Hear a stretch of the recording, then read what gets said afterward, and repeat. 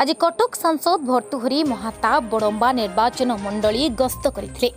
तांको सह स्थानीय विधायक विजय कुमार दल बेहेरा उपस्थित थिले। माणियाबंध बालुंकेश्वर मंदिर परिसर में सांसद भर्तृहरि महाताब विधायक विजय कुमार दल बेहेरा वरिष्ठ नागरिकों तरफ स्वागत संबर्धना करा जायतिला। परे सेठारु माणियाबंध सरस्वती शिशु विद्या मंदिर परिदर्शन रे जायतिले। परे बड़म्बा वकिल संघ तरफ सांसद और विधायक को स्वागत संबर्धना करा जायतिला।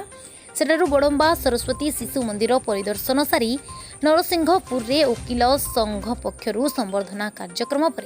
पर्यटन व्याख्यान केन्द्र रे दलीय कार्यक्रम रे जोगदे संध्या 7:10 रे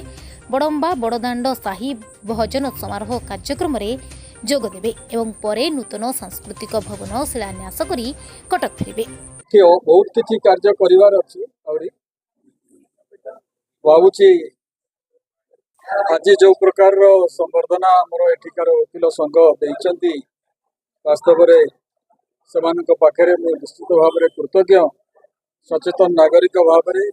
मुक्त विचार से सब बेले व्यक्त करी आसिचंती एवं आज आमर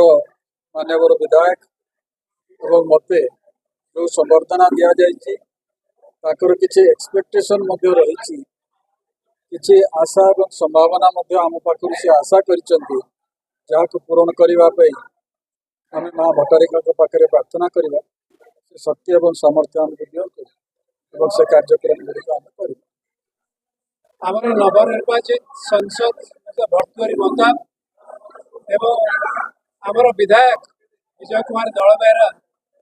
आह्वान निमंत्रण रक्षा करी आज वकिल संघरे आज पहुँचते आज एक जन संपर्क दिवस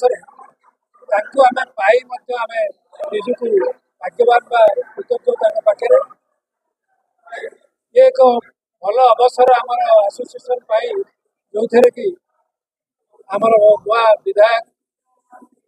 एवं संसद विषय कहवा गले 7 थर संसद है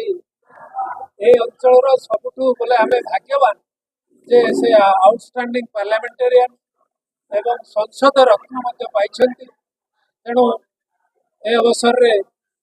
निश्चित भाव में ए संसद अधिवासी बा वकिल संघर प्रेसिडेंट हिसाब से आम गर्वित। आशा करी से